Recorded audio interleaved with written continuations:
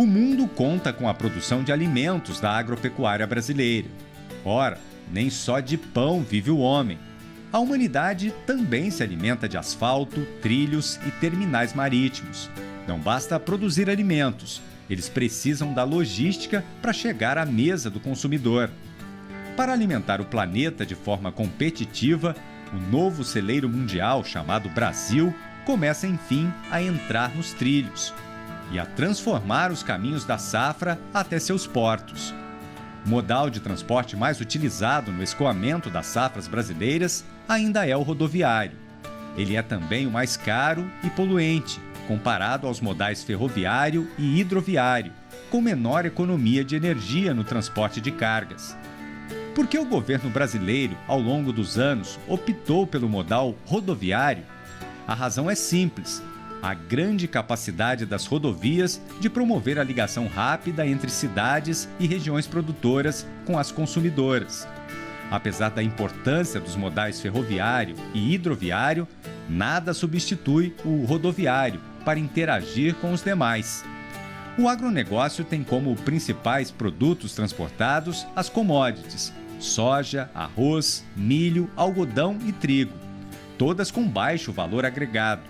Os valores de fretes provocam grande impacto na rentabilidade dessas culturas. Como aperfeiçoar a logística da agropecuária, principalmente no Centro-Oeste? Quais as ações e obras prioritárias para ampliar a competitividade agropecuária? O que tem mudado nos últimos anos? Para discutir esses temas, o pesquisador Evaristo de Miranda, da Embrapa Territorial, recebe Edeon Vaz Ferreira. Formado em administração de empresas, ele é pós-graduado em gestão estratégica de negócios, diretor executivo do Movimento Prologística de Mato Grosso e consultor da Associação dos Produtores de Soja e Milho do Mato Grosso, em assuntos de logística e infraestrutura. Olá, bem-vindos ao Brasil Verde, um programa dedicado à sustentabilidade da agropecuária brasileira. E essa sustentabilidade, claro, depende do produtor, dos sistemas de produção, mas ela depende também e muito do que acontece da porteira para fora. Se não tiver estrada, se não tiver transporte, o alimento não consegue preço, não chega na hora certa, etc, etc. Para falar sobre isso, sobre a importância da logística para o prato nosso de cada dia, nós vamos conversar hoje com o Edeon Vaz. Ele sabe tudo disso, lidera o movimento Prologística. Bem-vindo ao Brasil Verde, Edeon. Obrigado, Evaristo. É um prazer estar com você. Prazer é todo meu, Edeon, e nosso aqui. Esse é um tema que é fundamental que as pessoas, nosso público que nos assiste, a maioria mora nas cidades, não é? E às vezes não associa, não é, o custo do alimento, a qualidade do alimento com o tema da logística. Mas antes da gente entrar assim na logística, Edeon, dá para você contar para nós um pouco a sua história? Como é que você chegou nessa área e ser hoje uma das lideranças que pensam essa temática da logística da agropecuária no Brasil? Conta um pouquinho a sua história para nós aqui. Então, Evaristo, eu sou técnico agrícola, né, nível médio, e depois fiz administração de empresa. E nessa época eu era da Embrapa, né? Eu fui 13 anos na Embrapa, fui seu colega lá na Embrapa Cerrados, depois na Embrapa Semente Básica, e trabalhei. Quando eu saí, fui diretor executivo da Abrazen, da Associação Brasileira dos Produtores de Sementes. Fiquei um ano no Ministério da Agricultura e depois que eu saí da Abrazen, eu fui ser diretor de empresas tanto no Nordeste quanto lá no Mato Grosso. E no Mato Grosso, a empresa que eu comecei, que eu era diretor executivo, ela tinha uma empresa de transportes. E eu era diretor dessa empresa também. Então, eu tive maior intimidade com o transporte rodoviário, com os problemas do transporte rodoviário, quando eu trabalhei nessa empresa. Depois eu fui ser consultor da ProSoja. Eu era o coordenador geral de todas as as comissões que a ProSoja tinha. E nesse convívio com a ProSoja, com os produtores e vendo todos esses problemas, e a ProSoja, ela foi criada no Mato Grosso em 2005. Nós criamos o movimento Prologística em 2009. E aí, antes da criação do movimento Prologística, a ProSoja me pediu que eu me dedicasse somente à infraestrutura, porque era um grande problema que existia. Mato Grosso é um estado que está no centro do Brasil, distante de todos os portos, e embora o produtor fosse muito competente da porteira para dentro, ele perdia muito dessa competitividade da porteira para fora. E aí nós começamos o movimento Prologística, que acabou virando um case de sucesso, porque todos os pleitos que nós levamos aos ministérios, ao DENIT, aos órgãos, tanto do executivo, como os reguladores, como as agências, assim como ao legislativo, nós tivemos êxito.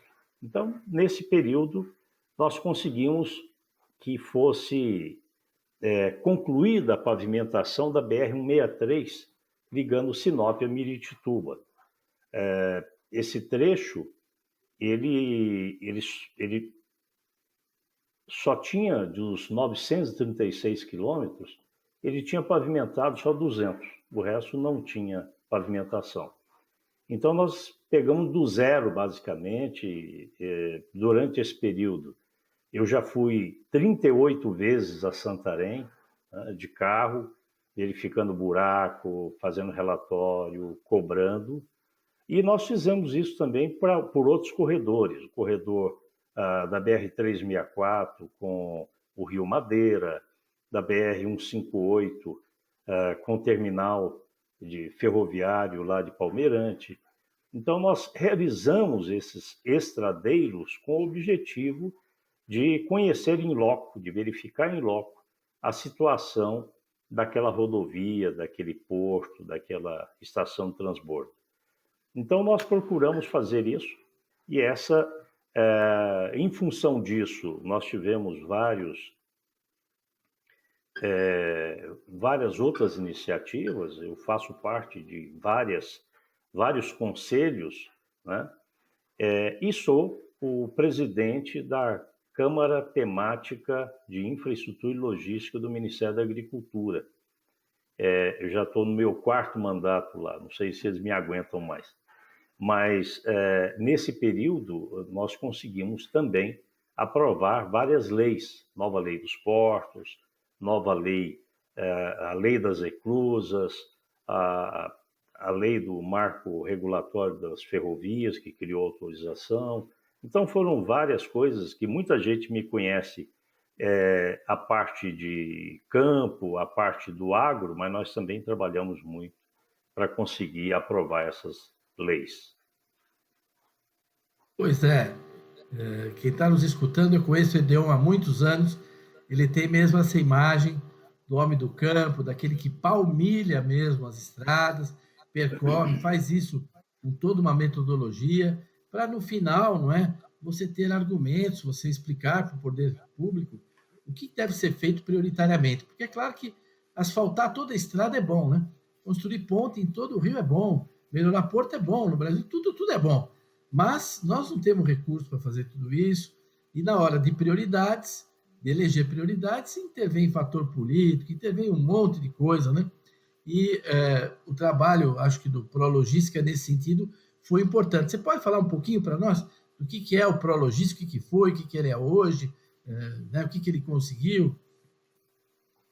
O movimento Prologística, ele foi criado em agosto de 2009.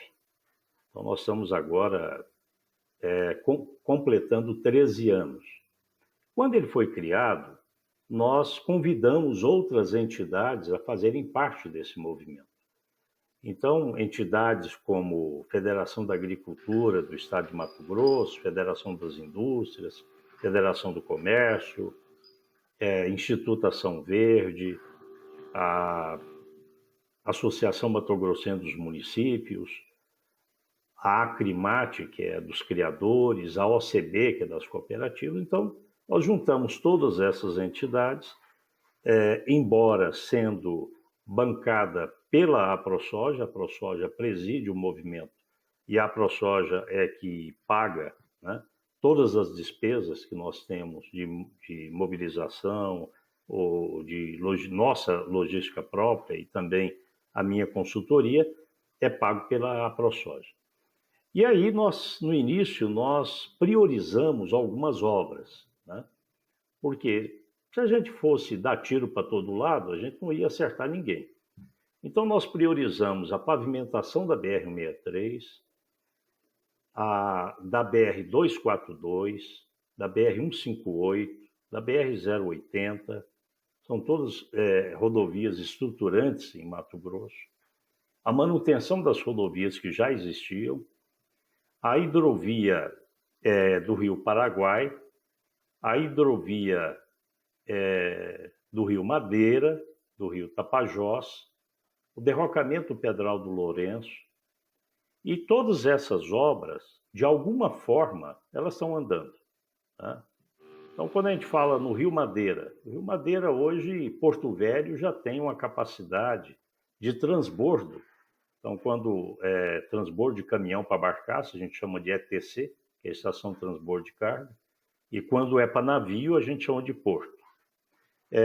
No caso das ETCs de Porto Velho, hoje somando as 4 de Porto Velho mais uma de Humaitá, tem 16 milhões de toneladas de capacidade. No último ano, nós transportamos 9 milhões e meio. Acredito que esse ano vá a 10 milhões e meio. E que haverá o crescimento de 1 milhão de toneladas ao ano por aquele corredor. No caso da BR-163, conseguimos que ela fosse toda pavimentada. Ela está totalmente pavimentada até Miritituba. Para Santarém estão faltando 33 quilômetros. E as estações de transbordo de carga existentes em Miritituba, elas possibilitam o transbordo de 19 milhões de toneladas.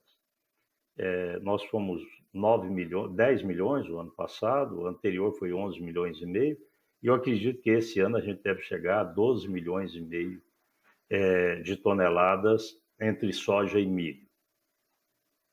Depois nós temos da BR-158, a gente conseguiu que fossem feitos vários trechos de pavimento e reformado outros.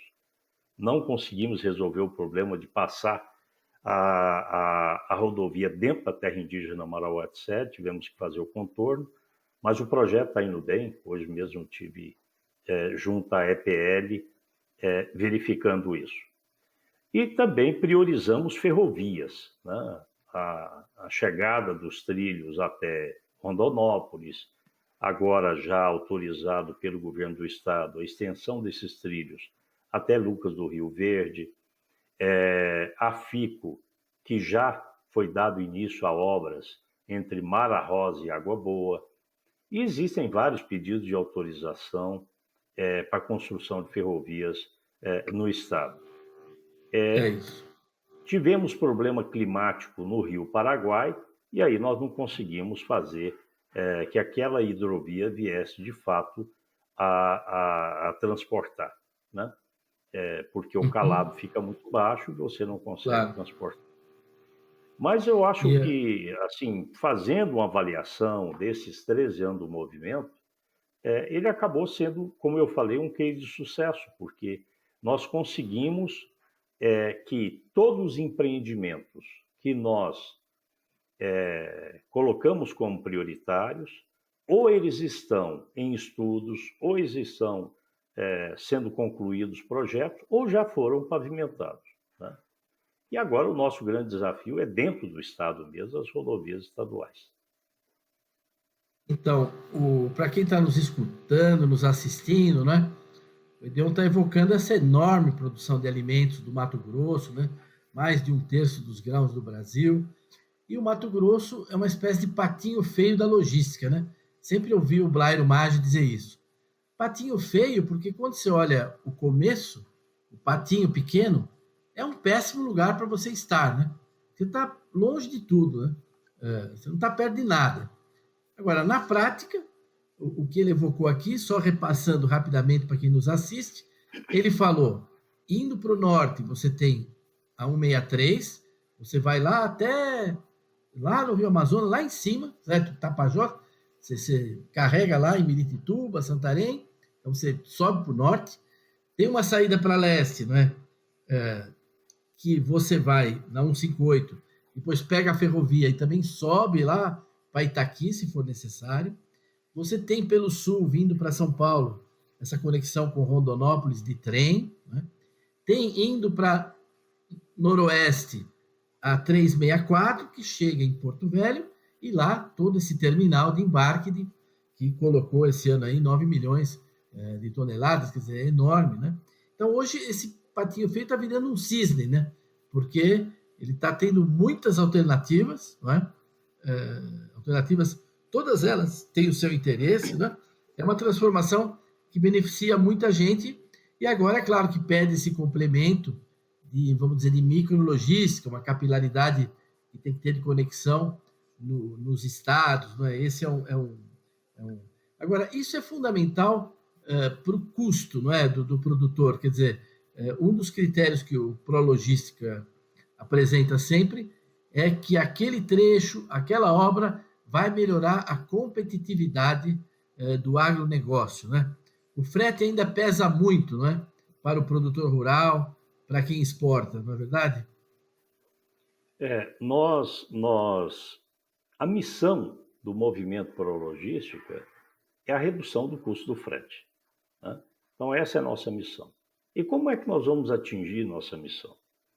É melhorando a qualidade das rodovias, pavimentando mais rodovias, implantando mais ferrovias, explorando melhor as hidrovias.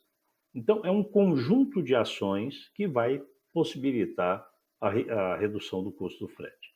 Então, por exemplo, quando o governo federal conseguiu concluir a pavimentação da BR-163 até Miritituba, que nós não tivemos mais atoleiros, nem tivemos problema em transpor algumas serras, nós tivemos uma redução naquele momento de 26% do valor do frete. Então, isso é impacto direto. Impacto direto não só para o produtor, mas também para a comunidade em geral, que passou a pagar menos por alguns produtos. Né? Então, hoje, se a gente for fazer uma análise dos custos, eu diria o seguinte, se nós levarmos hoje de caminhão de Rondonópolis para Santos, nós vamos gastar por volta de $189 por tonelada. Se nós levarmos esse produto até Rondonópolis, de Sorriso a Rondonópolis, e colocarmos no trem e levar para Santos, esse custo ele vai ser de $158. Isso eu estou considerando até Xangai, na China, não é só Santos. Né? Então, 189 por caminhão até Santos e por navio até a China. E a mesma coisa, o rodoviário até Rondonópolis, o ferroviário até Santos e depois o marítimo até a China, que aí nós estamos falando de um valor de frete em torno de $69 por tonelada até a China. Mas se nós formos levar o mesmo produto para o norte, nós vamos gastar $149. Então, qual a melhor alternativa de escoamento? É pelo norte. Né? Agora, lógico que tem algumas obras que nós estamos trabalhando, que é o caso da Ferrogrão, que ela ainda vai baixar mais esse valor do frete. Porque nós ainda pagamos $59 no frete entre Sorriso e Miritituba, e mais $18 na navegação até Vila do Conde, onde é embarcado no navio. E aí mais $72 até a China. É um pouquinho mais caro quando sai por Vila do Conde. Mas por quê? Diz que o Arco Norte ia diminuir o valor marítimo e não está diminuindo? Não, nós não usamos o Canal do Panamá. Nós vamos com a nossa carga, contornamos o Cabo da Boa Esperança para ir para a China. Então, aquela produção que ela usa o Rio Amazonas, a calha do Rio Amazonas, e vai para Estados Unidos, África, Europa, Nós somos extremamente bem competitivos. Quando a gente leva para a China, é que fica $3 mais caro. Agora, é impressionante, Evaristo, foi o quanto subiu o frete marítimo. Antes da pandemia, esses mesmos $69 eram $32. Então, tem algumas coisas que a gente não consegue explicar, né? E que explodiu em termos de preço. Mas, nessa análise que eu acabei de fazer, nos mostra que aquela teoria do paralelo 16, de que a produção do paralelo 16 para o norte deveria ser levada para o norte, é verdadeira. Porque lá nós conseguimos fazer o multimodal, ou seja, nós levamos de caminhão até Porto Velho e depois de barcaças para os portos, nós levamos de caminhão até Miritituba e de lá por barcaças para Santarém, para Santana ou Vila do Conde, e nós levamos também rodoviário até Palmeirante, colocamos na ferrovia e levamos para Itaqui. E também levamos de caminhão até Rondonópolis, colocamos no trem e levamos para Santos. Então, quando a gente tem essa multimodalidade funcionando bem, a gente consegue reduzir custo. Infelizmente, a gente não consegue botar rios onde a gente quer. A gente tem que usar os rios onde eles existem, né? Exceção da Europa, que lá eles têm uma condição diferente, que eles fizeram um canal de 135 quilômetros, que é o chamado Canal do Meio, entendeu? Que liga o rio Danúbio ao rio Reno. Mas no Brasil, a gente, infelizmente, o maior canal que nós temos é o Pereira Barreto, aí em São Paulo. Uma coisa também que você sinalizou que é importante ao mencionar a Ferrogrão, né, é que é uma obra totalmente bancada por capital privado, né? Ela não depende de governo, de nada, ela fez todo o processo, todo o licenciamento, quer dizer, tudo pronto para começar, né? Com tecnologia muito moderna nos trens, em tudo, né? Quer dizer, uma coisa top mesmo, né? Que infelizmente, atendendo ao pedido de um partido, né? O STF, o ministro, de forma monocrática, suspendeu, né, o andamento dessa obra, e isso já ficou mais de um ano suspenso, e quando foi a plenária agora, foi retirado do pleno, a decisão do pleno, não temos nem perspectiva, mas sem desviar, talvez, aqui do nosso tema, o que eu queria sinalizar é que se, por exemplo, nós tivéssemos 2 ferrovias vindo de Rondonópolis para Santos, que não teria problema, né? O frete seria mais barato ainda, eu tenho certeza. Quer dizer, duplicar, triplicar os caminhos é bom. Quer dizer, não tem problema nenhum. Quer dizer, essas ferrovias podem transportar muita coisa, a estrada transporta muita coisa. Então, não é que está duplicando, mas vai faltar soja para manter tudo isso. Não, não vai faltar, não. Quanto mais alternativas nós temos para os produtores, mais alternativa, redução de preço, que cria competitividade. Eu ainda sonho de ver no Brasil os modais logísticos competindo entre eles através de diminuição de preço. Você acha que isso vai chegar um dia ou está acontecendo? Eu acredito que vai chegar, sim. Eu até brinco, eu não sei se eu vou estar vivo até lá, mas vai chegar. Quando a gente trabalha, é exatamente nesse sentido, é para que a gente tenha uma concorrência entre modais, né? E quando o pessoal fala, não, mas a ferrovia vai sair de Rondonópolis, vai até Lucas do Rio Verde, não vai precisar mais. Vai precisar da Ferrogrão. Por quê? Nós temos uma previsão do IMEA que para 2030, que está aí, né? Daqui um pouquinho é 2030, nós vamos estar produzindo no Mato Grosso 125 milhões de toneladas de soja e milho. E mesmo que você fale que parte vai ser industrializada no Mato Grosso, mas mesmo assim você vai ter que escoar farelo, óleo, DDG, né? O etanol, tudo isso a gente vai precisar escoar. Então, se a gente for falar isso em números, em volumes de grãos, eu diria o seguinte: nós precisamos escoar para Santos 40 milhões de toneladas em 2030. Nós precisamos escoar para Miritituba 40 milhões de toneladas em 2030. Nós precisamos escoar pela 364, 15, 16 milhões de toneladas. E precisamos da FICO, né, para o restante sair pela FICO. Então, tem carga para todo mundo.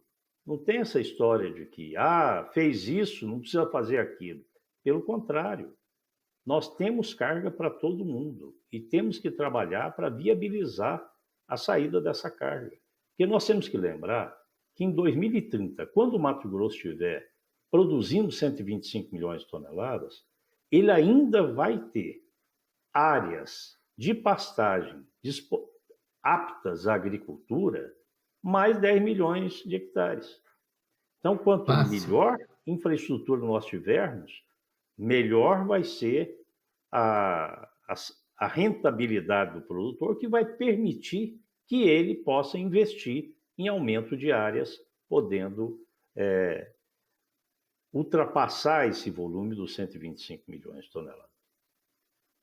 Agora, o que vocês conseguiram, sobretudo no atual governo, né, em mudança no marco, em aprovação de projetos, esse projeto O Brasil nos Trilhos, né, a conclusão mesmo da 163 e de outras obras, foi muito significativo, né, muito significativo. A gente vê mesmo mudança acontecendo, melhorias acontecendo, perspectiva de acontecer mais coisa. Agora, nós estamos chegando no final do programa. Eu queria passar para você, para suas palavras finais. Talvez você possa nos dizer alguma coisa sobre o futuro ou comunicar alguma mensagem para os nossos produtores rurais aí. Eu entendo a agonia do produtor, muitas vezes, em ele ter o grão para escoar e, às vezes, faltar transporte. Mas eu procuro sempre falar para eles, olha no retrovisor, olha como é que nós estávamos há 10 anos atrás. Né? Então, nós temos aí uma evolução muito grande para os próximos 10 anos. Os próximos 10 anos eu estou antevendo a FICO pronta, até Água Boa, a Ferronorte pronta, até Lucas do Rio Verde, os problemas de dragagem no Rio Madeira terem sido resolvidos. Nós vamos ter uma quantidade maior de estações de transbordo de carga, tanto lá no Rio Madeira, lá em Porto Velho, assim como lá em Miritituba. Então, eu vejo uma progressão, não só da produção, mas uma progressão muito forte da nossa infraestrutura. Então, quanto melhor forem as nossas rodovias, ferrovias, hidrovias, e concorrendo entre si, como você falou, nós vamos ter uma redução do custo do frete e vamos melhorar a rentabilidade do nosso produtor. Olha, Deon, agradeço muito a sua participação aqui no nosso programa. Espero que a gente tenha ocasião de voltar aqui a falar com vocês, talvez já focando em algum tema aí desses que você tem aprofundado. E eu queria convidar a todos que nos assistem a estarem de novo aqui conosco na semana que vem para mais um Brasil Verde. Até lá!